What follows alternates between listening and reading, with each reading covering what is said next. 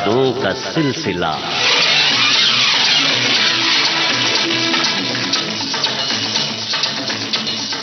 मुंडेरावा कागा काहे बोले।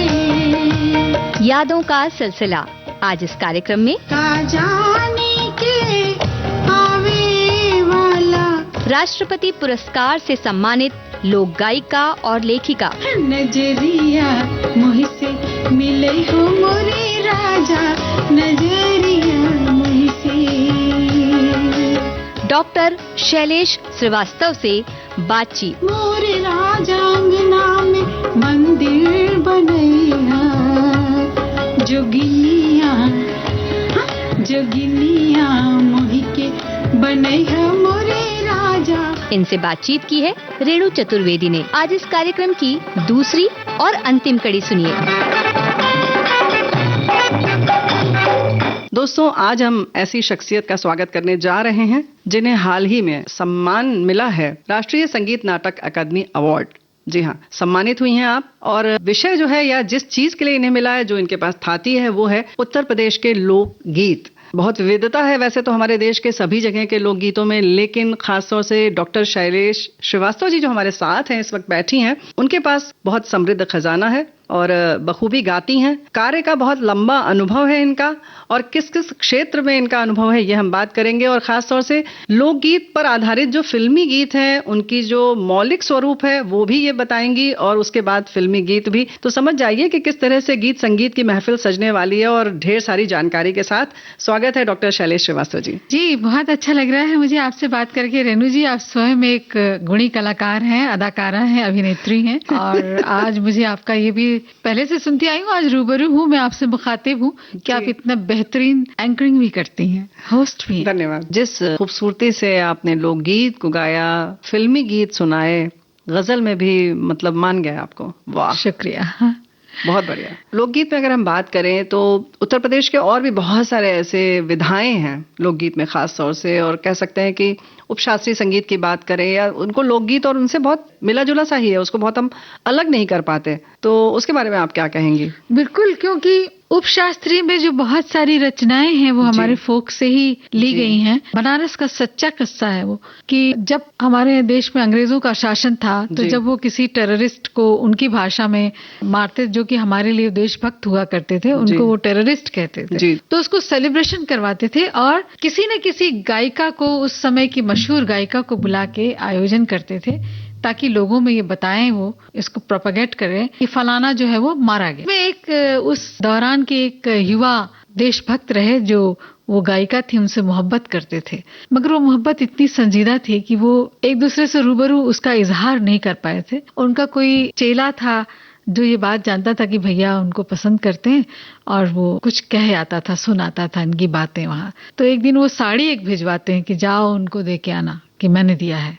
तो वो बड़ी हेजिटेंट वे में उसको स्वीकारती हैं साड़ी को, वो उस समय की मशहूर गायिका होती हैं। एक दिन अंग्रेजों ने उन्हें मार दिया, वो जो देशभक्त थे, जो उनसे प्यार करते थे। तो डुग्गी बजवा के कहलवाया कि आज शाम को फलाना चौक पर एक सभा का आयोजन किया जाएगा, वहां हम बताएंगे कि कौन मारा गया है, और उनको गाने के लिए बुला के लाना। तो वो वही साड़ी पहन के आती हैं कि वो देखेगा तो खुश हो जाएगा। अब साहब, गाना शुरू करने से पहले जब वो अंग्रेज बताने लगते हैं कि फलानवा को मारा गया, वो ऐसा था वैसा था, उसका कद काठी, उसका ये सब बखान करते हैं, तो इनको लग जाता, ओहो, नजरें मेरी जिसे तलाश रही वो दिख भी नहीं रहे, कहीं वही तो नहीं है। तो इंट्यूशन होती है कि वही है। अब गाना है और नाम भी नहीं पता है इतना पूरा, क्या कहें, नाम कह भी नहीं सकती हैं। ये है मोहब्बत। देखिए कितना बड़ा सेक्रीफाइस है। तो कहती हैं सिंबॉलिकली मोतिया कि ही ठैया मोतिया है राय गैली रामा, और कहवा मैं ढूंढूं, ही ठैया मोतिया है राय गैली रामा, कहवा मैं ढूंढूं, ही ठैया, ही ठैया, ही ठैया, ही ठैया मोतिया है राय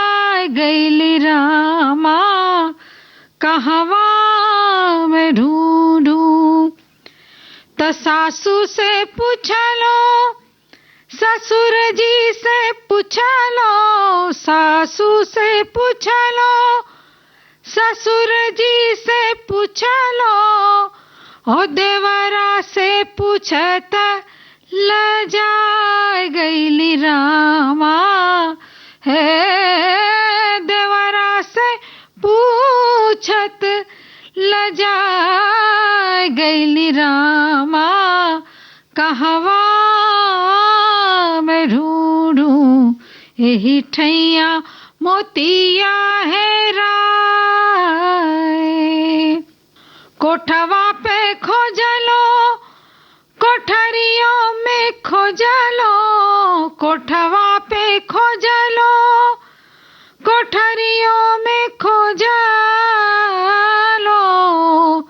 कोठवा पे खोजलो, कोठरियों में खोजलो, उस जिया पे खोजत कुम्हला गईली रामा। कहवा मैं ढूंढूं यही ठैया मोतिया है राय।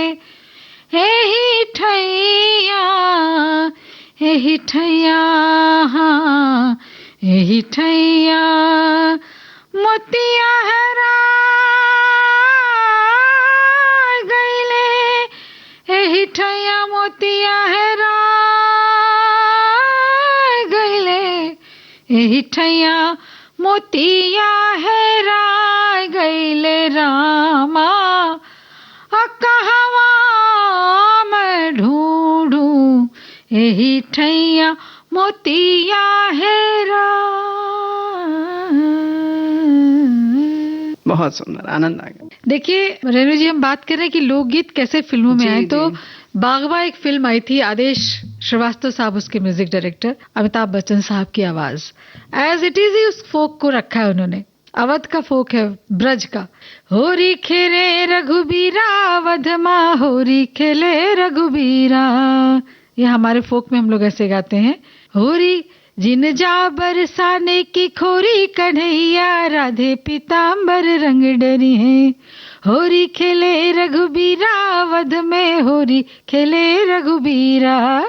केकरा हाथे कनक पिचकारी हो, केकरा हाथे कनक पिचकारी, केकरा हाथे अबीरा अवध माँ, होरी खेले रघुबीरा। ये फिल्म में आया है, एज इट इज ही आया है। तो ये है हमारे फोक की ताकत और मिट्टी की जो खुशबू है, सौंधी, इससे हर आदमी जुड़ जाता है। उसको लगता है कि अरे ये हमारे जमीन की बात हो रही है, मैं कैसे पीछे रहूं। क्योंकि लोकगीत जो होते हैं वो काम करते करते लोग मनोरंजन या उत्सव मनाते मनाते उनके मन के अंदर से स्वतः फूटते हैं। जाहिर है कि वो यूं कह सकते हैं हम कि आत्मा की आवाज होते हैं। तो वो आत्मा तक पहुंचते हैं, दिल तक पहुंचते हैं। बिल्कुल बिल्कुल सही कहा आपने। कितना रियाज करती हैं ये तो आपके इसमें दिख रहा है। बिल्कुल, उसके बगैर तो मैं जी नहीं सकती हूँ। यही मेरा प्राण शक्ति है। कितनी देर करती हैं आप रियाज? 1 घंटा, आधा घंटा, 1.5 घंटा, जितना लग जाए तो लव है, लग गई तो लग गई। कोई खास समय? अर्ली मॉर्निंग का रियाज ही काम आता है, बाकी तो शोर शुरू हो जाता है। तो आमतौर पर जो है कि अड़ोस पड़ोस वाले बड़े परेशान हो जाते हैं। 4-5 बजे लोग सोता ही रहता है बम्बई में। कई बार 5, 5:30, 6 बजे लोग टहलने जो उतरते हैं या उतरती हैं, उनको आवाज आती होगी जी। मेरा अपना कार्यक्रम चालू रहता है ठाकुर जी के लिए कि प्रभु तुमने दिया है, तुम सुनो। क्या बात है। अभी आप किससे और आपने सीखा और कैसे आपने तलाश किया इसको? ईश्वर की देन है गला, और उसको अच्छे गुणी लोग मिलते गए तो मैं उसको संवारने का मौका प्रभु ने दिया तो निखारती। क्योंकि हमारे यहाँ कहते हैं ना, गुरु करिए 10-5 जब तक न मिले साच। तो मुझे जब मैं बलिया रही तो वहाँ पे पंडित काशीनाथ मिश्रा जी और नरेश शर्मा जी सिखाते थे मुझे। और फिर उसके बाद मैं बलिया रही। फिर उसके बाद जब वहाँ पे एक किरण ओझा बहन जी थी जिन्होंने मेरी इस प्रतिभा को पहचाना, हमारी म्यूजिक की टीचर रही, बहुत बेहतरीन गाती थी। तो उन्होंने देखा कि इस लड़की में स्पार्क है और हर कंपटीशन में मुझे आगे भेजती गई। फिर सबकी नजरों में मैं आती गई।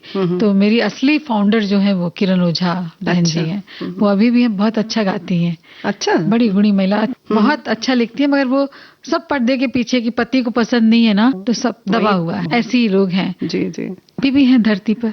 जी बिल्कुल। फिर उसके बाद फिर मैं दिल्ली आई तो वहाँ पे छोटे लाल जी रहे दूरदर्शन में कंपोजर, उन्होंने मुझे लाइट म्यूजिक में बहुत बेहतरीन सिखाया।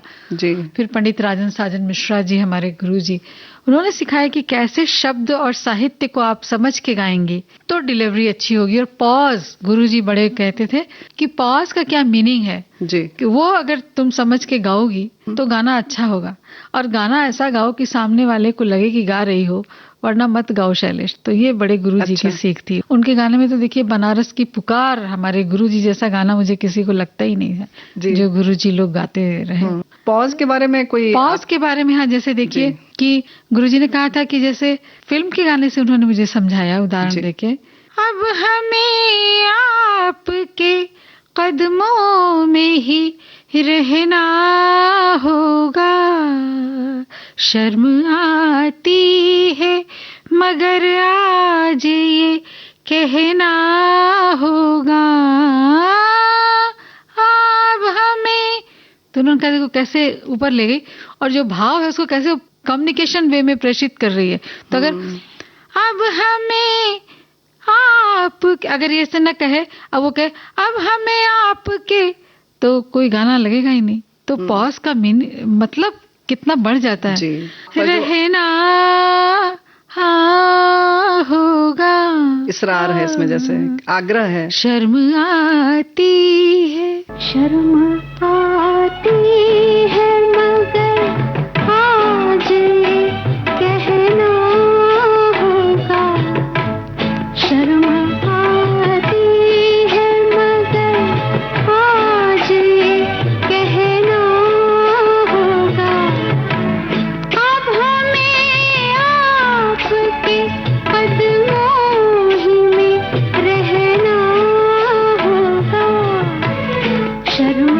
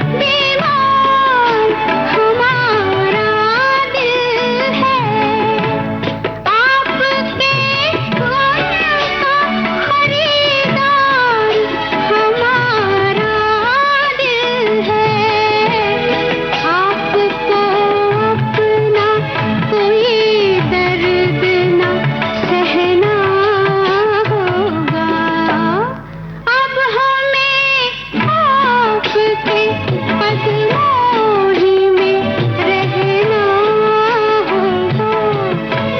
शर्म आती है मगर आज ये कहना होगा।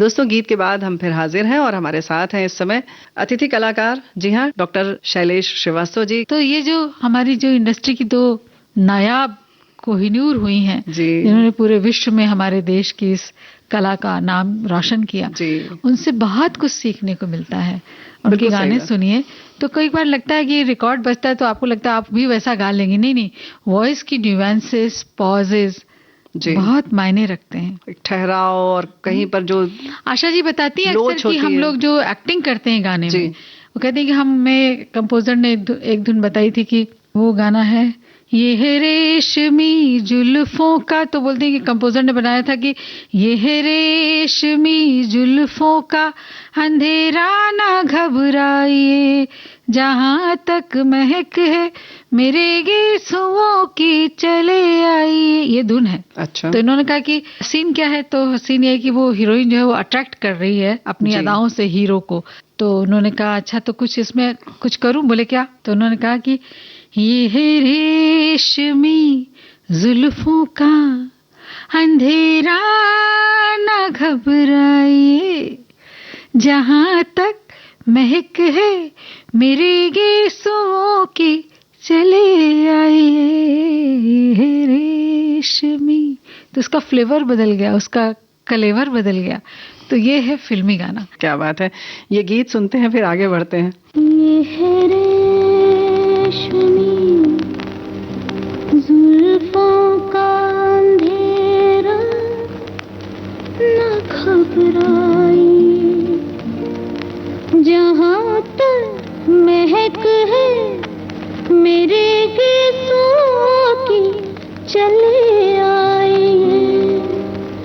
ये है रेशमी जुल्फों का अंधेरा न घबराइए, जहां तक महक है मेरे गीसों की चले आइए।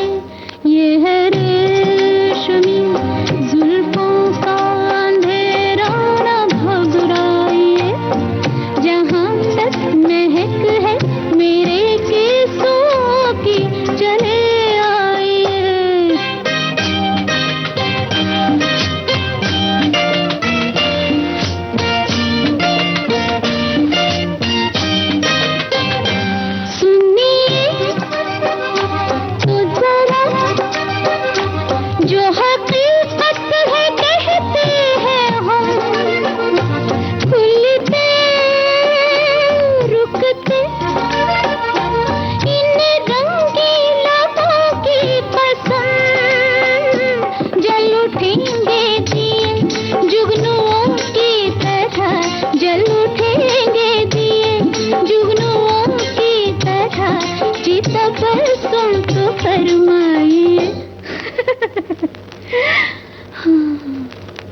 ये है रेशमी जुल्फों का अंधेरा न घबराइए, जहां तक महक है मेरे गीसों की चले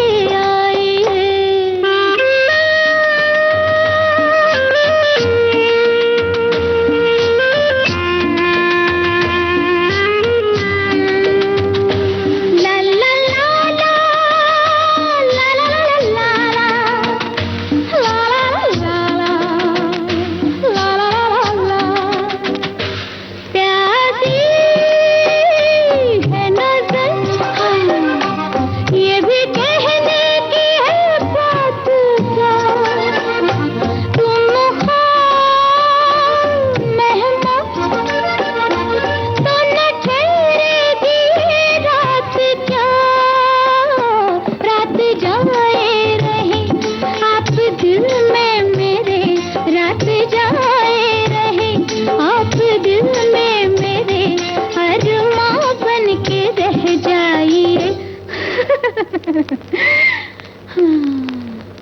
ये है रेशमी जुल्फों का अंधेरा न घबराइए, जहाँ तक महक है मेरे गीतों की चले आइए। दोस्तों, हमारे साथ हैं शैलेश श्रीवास्तव जी, और क्या अद्भुत कलाकार हैं और ढेर सारी जो बारीकियां हैं हम इनसे सुन रहे हैं। सुनते ही जाएं, आपकी गायकी को सुनते जाएं। क्या क्या करें, हमें तो समझ में ही नहीं आ रहा है। शैलेश जी, आप बताइए, आप क्या बताना चाह रहे हैं? आपने रंगोली भी पेश की है रेणु जी।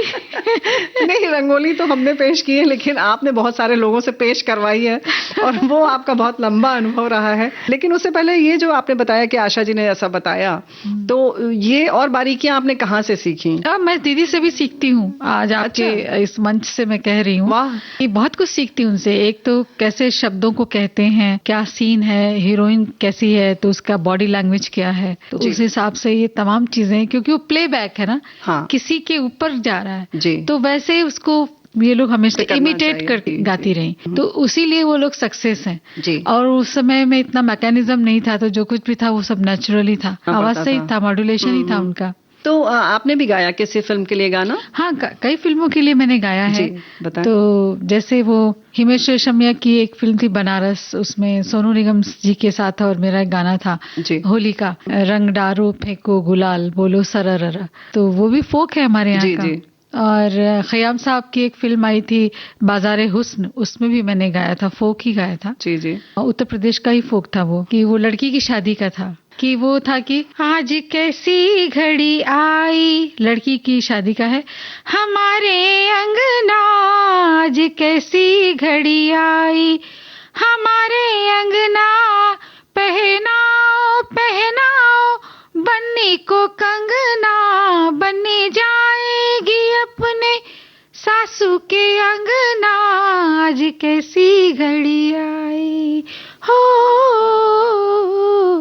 ये गाया था खयाम साहब के लिए। बनारस फिल्म के लिए जो आपने गीत गाया फिर वो था रंग डारो फेंको गुलाल बोलो सररर, भंगिया रगड़ के पी सजनिया, रतिया बालम आई है ना, सररर रंग डारो रंग डारो फेंको गुलाल कि बोलो सररर।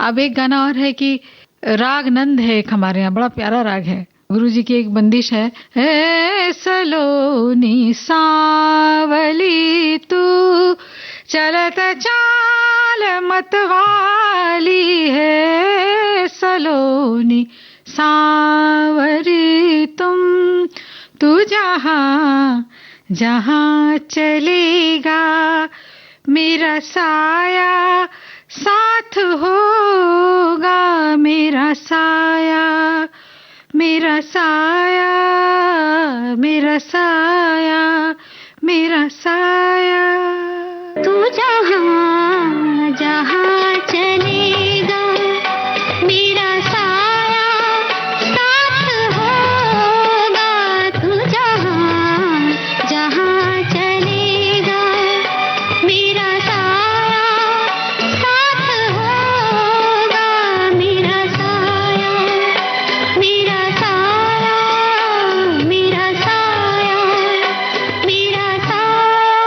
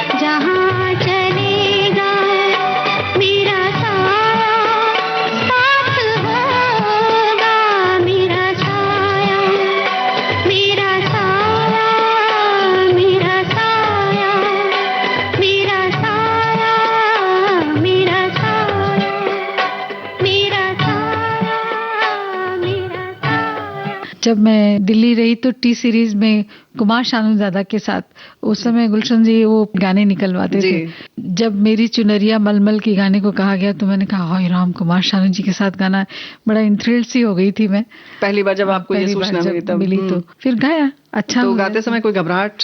हाँ, थोड़ी सी तो अंदर थी कि गाना ठीक होना चाहिए वरना भगा दिया जाऊंगी यहाँ से। और वो पहली बार न्यू मैन का माइक देखा था सामने टी सीरीज में, तो उस पे गाने का मौका मिला। अंदर से धक धक भी था, बट जब अच्छा हो गया तो लगा कि जी क्या बात है। फिर तो गाने लगी आप? हाँ, फिर तो गाने लगे, फिर सारी जो हिचक थी वो खत्म हो गई धीरे धीरे। कहते हैं ना, करत करत अभ्यास जड़मति हो तो सुजान, practice make a person perfect. Yes, बिल्कुल ये बात तो सही है। लेकिन जो हमें लगता है गायकी जो है आपकी वो शुरू से मजी हुई रही है और आपने उसको जाहिर है तराशना तो पड़ता है, वो माजना तो पड़ता है, लेकिन फिर भी हुनर है आप में मौलिक रूप से, और फिर जाहिर है उसमें और जितना भी आप इजाफा करती जाएं वो कम है और करती ही रही आप। इसके संग संग चलिए अब चलते हैं आपके अनुभव के बारे में। जो आपने सबसे लोकप्रिय कार्यक्रम हम कह सकते हैं खासतौर से मनोरंजन के लिए, जो शुद्ध मनोरंजन का कार्यक्रम हमारे राष्ट्रीय प्रसारण से आता था, यानी कि दूरदर्शन से, रंगोली 88-87 से शुरू हुआ था। दूरदर्शन का एक आइकॉनिक प्रोग्राम था। हम एशिया के लार्जेस्ट नेटवर्क के लिए हम काम करते रहे, आप भी कर रही हैं। तो उसमें रंगोली के लिए चैलेंज था। हमारे मुकेश शर्मा साहब जो इतने क्रिएटिव रहे, उन्होंने मेरे में क्या स्पार्क देखा, क्योंकि मैं national programme of music and dance करती थी, मैनरिज्म ऑफ द दूरदर्शन के, क्योंकि विजुअली उसको रिच करती थी, तो वो बहुत अप्रिशिएट होता था। और बड़े सारे गाने मैंने देशभक्ति के बनाए थे दूरदर्शन के लिए। हम भारत की बेटी क्वाइट पॉपुलर था। तो मुकेश जी ने कहा कि शैलेश आपको रंगोली करनी है। मेरे तो हाथ पैर फूल गए, रंगोली करनी है। फिर उसमें कमर्शियल का भी प्रेशर रहता था, बहुत विज्ञापन, टीआरपी का भी रहता था। और जब वो सारे among all the GEC channel में जब टॉप में आई तो मुझे बड़ी खुशी हुई थी कि मेहनत रंग लाई। किस चीज में टॉप पर आई बताएं थोड़ा? ऑल अमंग जीईसी चैनल, जितने हमारे इंटरटेनमेंट के चैनल हैं उसमें रंगोली को टॉप में आता था, तो बिजनेस मिलता था। और क्योंकि मार्केट के हिसाब से हमें हीरोइंस को सेलेक्ट करना, उसकी पैकेजिंग करना, उसमें जैसे सारे सोशल मीडिया के जितने प्लेटफॉर्म है सब उनको देख, उसका कंटेंट पे मुझे मेहनत करना पड़ता था कि आप मुझे क्यों देखें। आज आपके पास बहुत सारे ऑप्शन है, अगर मैं कुछ इंटरेस्टिंग नहीं बताऊंगी तो आप मुझे नहीं देखेंगी। तो गाने कैसे बनते थे वो बताया, हीरो की जर्नी कैसे शुरू हुई, वो फलाने जी आए तो कैसे थे, उनका बैकग्राउंड क्या था, कैसे वो फिल्म उनको मिली, फिर वो फिल्म में शूटिंग के कुछ किस्से उसमें जोड़ते थे और फिर पब्लिक को इन्वॉल्व किया था, क्योंकि वो पब्लिक का प्रोग्राम था कि आप क्या देखना चाहते हैं, आप बताएं, लिख के भेजें मुझे। जी, जो विषय की बात अगर हम करें कि चलिए अभी होली आ रही है तो होली के गीतों पर लेंगे हम, और एंकर कौन होगा, फिर उसका सेट लगाना, ये भी बहुत बड़ा काम होता वो सारा क्रिएटिव सोचना पड़ता था। जी हाँ, तो वो सब क्या क्या कैसे करते थे? बिल्कुल, और लाइटिंग पे मैं बहुत मेहनत करती थी, क्योंकि अभी जितने चैनल हैं उन सबका आप देखें तो एक टोनल कलर होता है, हम लोगों का थोड़ा नहीं था, तो उस पे भी हमने काम करके उसको डेवलप किया। अगर हम वो टोनल क्वालिटी देना चाहते हैं तो हम कौन सा फिल्टर यूज करें, किस तरह के पेपर्स को यूज करें, फिर जो हीरोइन है उसकी एक अपनी इमेज है, वो उस इमेज को और मुझे बूस्ट अप करना है, तो लोग देखें कि अरे यार इसमें तो और भी ज्यादा खूबसूरत लग रही है। तो जैसे स्वरा भास्कर को जो हमने लिया तो वो उस समय उनका प्रेम रतन धन आया था फिल्म, तो उसमें जो कैरेक्टर था उस कैरेक्टर से उनको मैंने कहा बाहर निकलिए, ये रंगोली है, इसमें आप लोगों से बात कर रही हैं और उसमें बात के अंदाज में हर रस आपको लाने हैं, रोमांटिक भी होना है, थोड़ा सीरियस भी होना, थोड़ा चुलबुला भी होना है, please come out from this role. तो इस तरह का आपको मेहनत करनी पड़ती है। जाहिर है कि एक अभिनेत्री के लिए एंकरिंग करना बिल्कुल अलग होता है। एंकरिंग एक अलग आर्ट है रेणु जी, आप तो समझती हैं, खुद आप माइक के सामने बैठी हुई हैं। और जो अभिनेत्री है उन्हें लगता है कि वो जो उनकी कला है वो बिल्कुल अलग है, और जाहिर है कि उससे निकलना इतना आसान नहीं होता है। तो और किसके संग क्या अनुभव रहा आपका? और जैसे कि शबाना जी आई थी तो उनको मैंने इमोशनली कहा कि आप तो इतनी अब्बा से अपने क्लोज रही हैं, तो मैं चाहूंगी कि एक बेटी जो है वो कैसे अपने पिता को रिवील करेगी, बिल्कुल फॉर्मल, भूल जाइए कि हम दूरदर्शन में बोल रहे हैं या आपको क्या करना है, तो ये है कैमरा, ये है एंगल, आप जो चाहती हैं वो सब कुछ है, आप देख लीजिए आप ठीक लग रही हैं कि नहीं, क्योंकि आप इतनी बड़ी हैं और आपको कुछ बता नहीं सकते, कॉन्शियस रहती हैं। तो उन्होंने कहा बिल्कुल, और हमने कहा जो आप बोलेंगी वो जरूर मैं जानना चाहूंगी, क्योंकि मुझे ऊपर सब कुछ स्पॉन्टेनियस है तो सुनना चाहिए, और कुछ कुछ पॉइंट्स हमने बता दिए थे कि ये जरूर कहिएगा, ये गाना कैसे बन लिखा, फिर क्या करती थी अम्मी के साथ, थोड़ा इंटीमेट सा लगे जी कि एक बिटिया जो है वो अपने अब्बा को कैसे कह रही है कि मम्मी के साथ भी उसने देखा है, शायरों के साथ भी देखा है, अलग अलग और रूप देखा है पिता दूसरे का। जो उनके सोशल वर्क थे उस रूप में भी आपने उनको देखा है, लिखते हुए भी देखा है। तो जी वो तमाम बातें उन्होंने बताई मुझे। तो इस तरह से आप समझाती हैं और समझाया, क्योंकि डायरेक्टर का काम ही है कि आपसे निकलवाऊं मैं ज्यादा, तभी मैं सक्सेस हूँ जी। मैं ना बोलूं, आपसे ज्यादा कहलवाऊं। और हमने कहा शबाना जी आपको खत भी पढ़ने होंगे, मेल भी पढ़ना होगा, आपका कुछ हैंडल में हो, आपने कहा हो कि मैं इस तरह का करने जा रही हूँ और किसी का रिएक्शन आया हो तो वो भी हम लेना चाहेंगे, सो दैट मेरा एकदम कॉम्पैक्ट रहे। जी साहिर साहब पे हमने किया था तो साहिर साहब का आम बातें लोगों तक पता है वो नहीं कह के दूसरे पक्ष को लेके उनके हमने उजागर किया था, जिसकी व्यूवरशिप बहुत ज्यादा हुई थी। और सबसे अच्छा लगा था कि विदेश में बच्चे हिंदी सीखते थे रंगोली में लिखने के लिए अपनी मम्मा से जी, और फिर लिखते थे तो बड़ा अच्छा लगता था। फिर कोई कोई लोग अपने प्यार का इजहार करते थे, कोई दुख भी बताते, तो हम कहते भाई अब इतना पर्सनल तो हम नहीं बता सकते हैं, तो उसको गोलमोल करके कहते थे तो उनको बड़ा अच्छा लगता था। और बड़े लोग इंटीमेट होते थे तो कहते थे अरे हमने आपको लिखा, आपने हमारा तो पढ़ा ही नहीं। तो हमें लगता था ओहो कितना अपनत्व है। तो फिर हम उनसे सॉरी भी कह लेते थे जी कि आप, हमारी समय की सीमा होती है जी, तो सब कुछ तो नहीं ले सकते, फिर अगली बार देखेंगे। और फिर उनसे भी पूछते थे कि आप रंगोली में देखना क्या चाहते हैं, आप अपना थॉट प्रोसेस बताएं। हाँ ये प्रोग्राम आपका है तो हम आपके थॉट प्रोसेस को लेंगे और कहेंगे कि ये दर्शकों के अनुरोध पर हम ये लेकर आ रहे हैं। तो इतनी मेहनत होती है। अच्छा, आलेख तो किसी और से आप तैयार करवाती रही होंगी? मैं स्क्रिप्ट राइटर भी मार्केट का लेती थी। अच्छा, कि मुझे यंग स्क्रिप्ट चाहिए, तो जैसे लेते हैं अभी चुस्कियों वाला ब्रेक, ये सब हम लोगों ने क्रिएट किया जी। था। क्योंकि जो दूसरे चैनल्स पे चल रहा है उससे कुछ 20 कहेंगे तो ही लोग टिकेंगे, नहीं तो भाग जाएंगे छोड़ के, ये मुझे पता था। आज हमें इस बात का जवाब रखना होता है कि आप हमें क्यों देखें जी, क्यों देखें का जवाब रखेंगी तो आपका प्रोग्राम हिट होना ही होना है। आज वही फिल्म चलती है जो एकदम टाइट होती है, थोड़ा भी आपने लूज छोड़ा तो उठ के भाग जाते हैं लोग। यहाँ पर हम गीत एक और सुन लें शैलेश जी, तब आगे बढ़े बात करें। देखिए ये जो एक गाना है ना, आपकी नजरों ने समझा, मदन मोहन साहब की कंपोजिशन है और बेगम अख्तर साहिबा के गाने से मुतासिर होके उन्होंने ये कंपोजिशन की थी। इससे पहले के म्यूजिक डायरेक्टर जाते थे बड़े बड़े कलाकारों को सुनने के लिए जी, कि वो क्या गा रही हैं और उसमें से कुछ लेके ये गाना बन जाता, उसकी खूबियां लेकर आते थे। ये गाना बना लिया उन्होंने।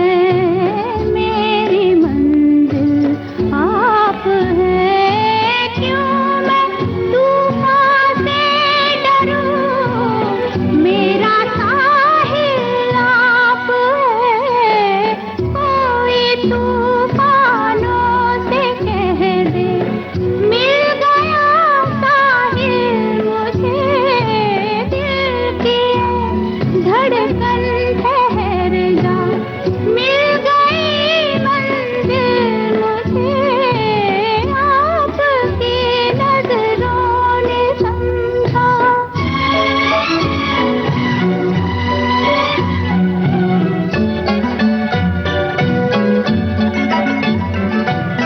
पड़ गई दिल पर मेरे आपकी परछाइयाँ, पड़ गई दिल पर मेरे आपकी परछाइयाँ, हर तरफ बजने लगी सैकड़ों शहनाइयाँ, दो जहाँ की आज खुशियाँ हो गई हासिल मुझे, आपकी नजरों ने समझा, प्यार के काबिल मुझे, दिल की है धड़कन ठहर जा, मिल गई मंजिल मुझे, आपकी नजरों ने समझा। किस सन से आप कैसे कहें कि नौकरी में आई, मतलब इस सेवा में रही हैं आप, इस सेवा विधा में रही कहना चाहिए, रही। किस सन से? मैं 91 से दूरदर्शन को ज्वाइन किया जी। था मैंने। तो पहले दिल्ली में रही, वहाँ भी कुछ अलग अलग तरह के काम करती रही और अभी काम बहुत सेवानिवृत्त किया। आप 2019 में हाँ, हुई। 2019 में फिर बॉम्बे आई, तो यहाँ पे भी भाई आप कब आई? मैं आई थी यहाँ मुंबई 2000 में आ गई थी। अच्छा। तो काम के बोझ बहुत रहे मेरे पास जी। और हमेशा कुछ क्रिएटिव ही रहे।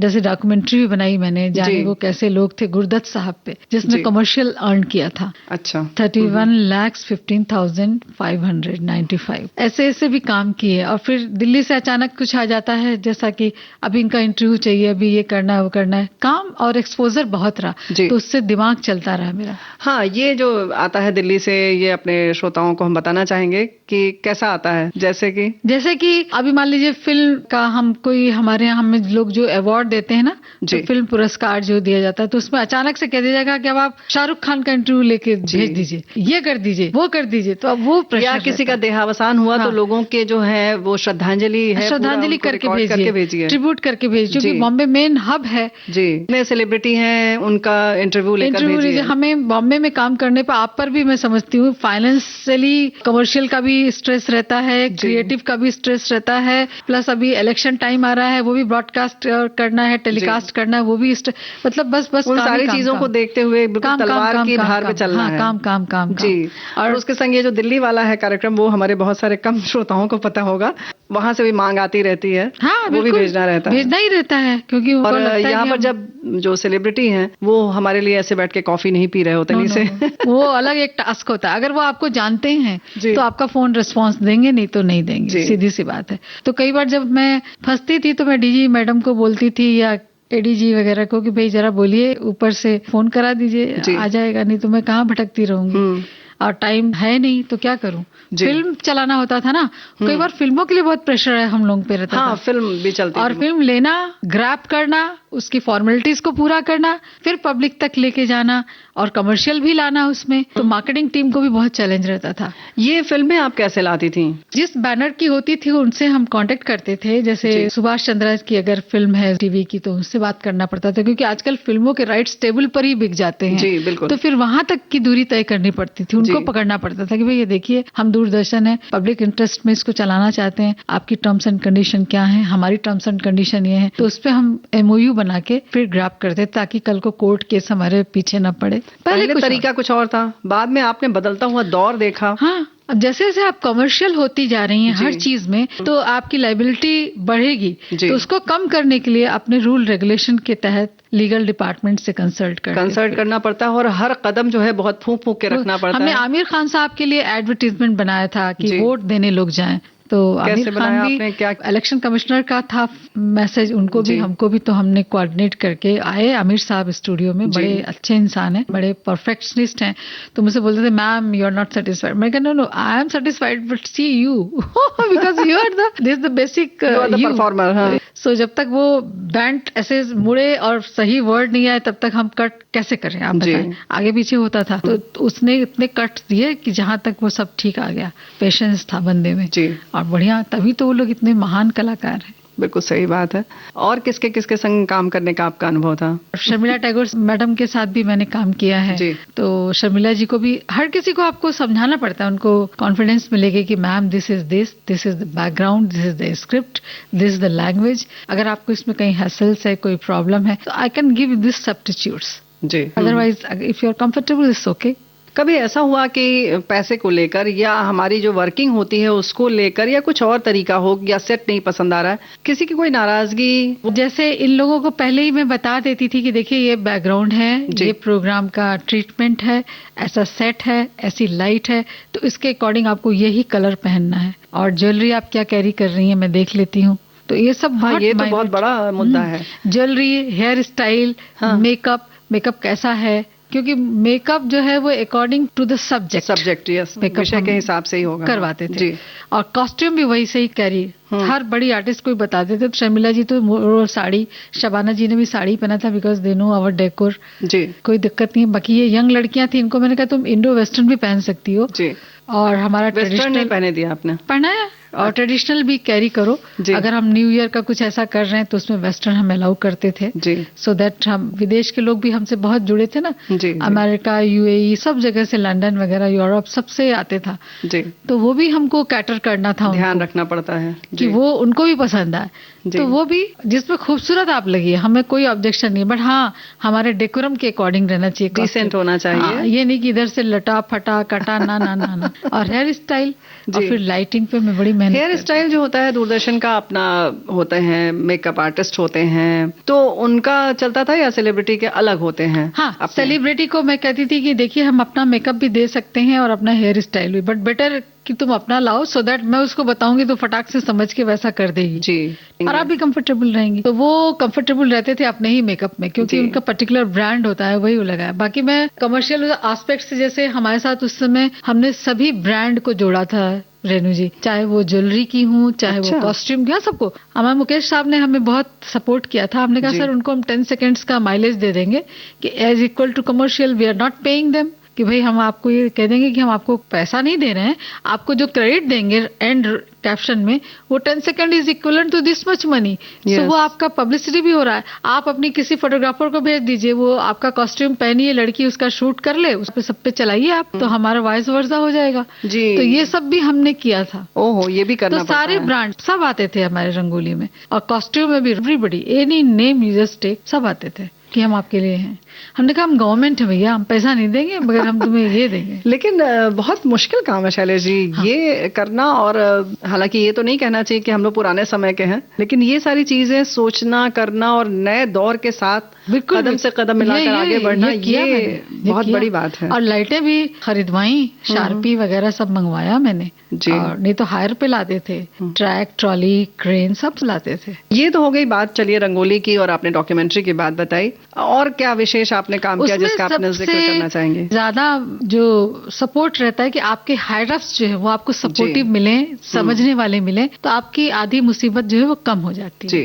लेकिन फिर भी जो रचनात्मकता है वो तो आपकी अपनी होती है, मौलिक सृजनात्मकता, वो आपको लगानी पड़ती है। और आप उसको समझ रहे हैं कि बहुत अच्छा होगा श्रोताओं के लिए, तभी वो आप जस्टिफाई कर पाते हैं और दलील दे पाते हैं कि नहीं ये इसलिए चाहिए। अभी जैसे मैं national programme of music and dance करती थी, वो भी एक आइकॉनिक प्रोग्राम है दूरदर्शन। यही जानना चाह रहे थे। तो उसमें हम कलाकार को यूजुअली, आप देखिए दूरदर्शन पे कैसे होता था कि एंकरिंग हुई हिंदी और इंग्लिश में जी। और अब आपके सामने प्रेजेंट है singing, now we are presenting Kishori Amonkar ji, she will render this raga for you, blah blah blah, खत्म हो जाए। किशोरी जी गा रही हैं। हमने चेंज किया कि हम किशोरी जी का या किसी का भी आर्टिस्ट का पूरा बचपन विजुअली बताते थे जी, कि लेट्स लुक। उसके बाद उसने क्या ऐसा काम किया है कि उसको हम national programme music and dance में पोर्ट्रे कर रहे हैं, उसका कंट्रीब्यूशन क्या है, वाई। तो वो भी एक शोरील जाती थी, फिर वो गाती थी, फिर राग के बारे में भी हम बीच में उसमें बताते थे, ये राग है, मॉर्निंग का राग है, इसमें ये स्वर लगते हैं, तो इंटरेस्टिंग, तो लोग देखता था। तो ये आपने उसमें जोड़ा? हाँ, किशोरी मुनकर जी, बिस्मिल्लाह खां साहब, ईश्वर ने मुझे सौभाग्य दिया, मैं उन्हें लेके आई। एकमात्र रिकॉर्डिंग है उन लोगों की। जो भी खान साहब की आप छोटी छोटी रील्स देखती हैं मार्केट में लोग फ्लोट करते हैं, वो दूरदर्शन के हैं। जी, पहले बहुत सारे प्रोग्राम होते थे, नए साल के जो प्रोग्राम या यूं कहें कि 31 दिसंबर के जो प्रोग्राम होते थे वो सब मुंबई दूरदर्शन ही बनाता था। और हम लोग स्क्रिप्ट पे काम करते थे, एंकर कौन होगा, होस्ट कौन होगा, उसमें अगर हंसी डालनी है तो हंसी ऐसी हो कि जो आप परिवार के सामने हम परोसते हैं कि आप सब सुन सकें, देख सकें। हाँ जी, देखते भी थे। और एक इंतजार रहता था कि मुंबई का जो है वो प्रोडक्शन आएगा। तो शैलेश जी, आपका इतना लंबा अनुभव और बड़ी प्यारी प्यारी बातें हुई, तो यहाँ पर कार्यक्रम हम समाप्त करना चाहते हैं लेकिन कर नहीं सकते, लेकिन एक गीत सुन के तब समाप्त करते हैं। फिल्मों में भी कई बार आपको देखिए कि बड़ी अच्छी और गहरी बातें कही गई हैं। आशा जी का एक गीत है जो मुझे बहुत अच्छा लगता है, जिसमें टोटली गीता है, और आशा जी खुद भी कहती हैं कि मैं कृष्ण को मानती हूँ और उस फिलॉसफी पे अमल करती हूँ और चलती हूँ, कि आगे भी जाने न तू, पीछे भी जाने न तू, जो भी है बस यही एक पल है, जो भी है बस यही एक पल है। आज की हमारी आपकी बातचीत भी लोगों के दिल तक पहुंचे, इन्हीं शब्दों के साथ नमस्कार। नमस्कार, बहुत बहुत धन्यवाद।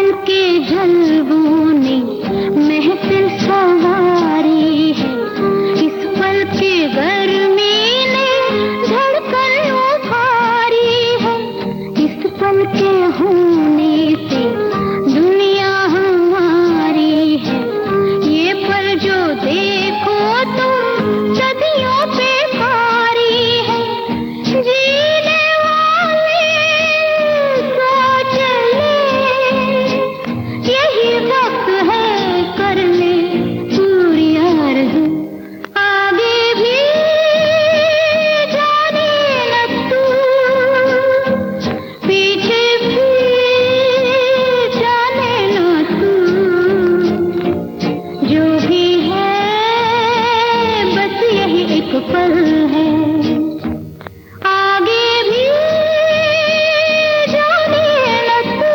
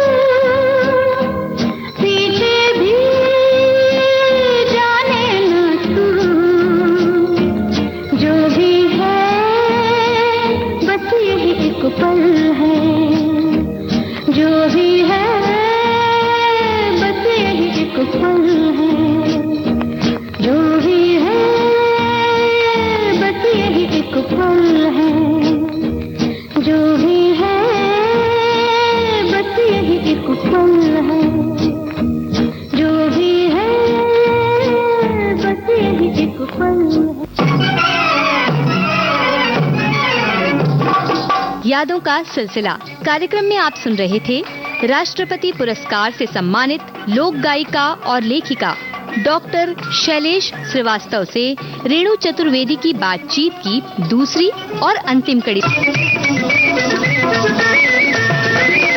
रिकॉर्डिंग इंजीनियर भावना सिंदल, कार्यक्रम के प्रस्तुतकर्ता जुबैर खान।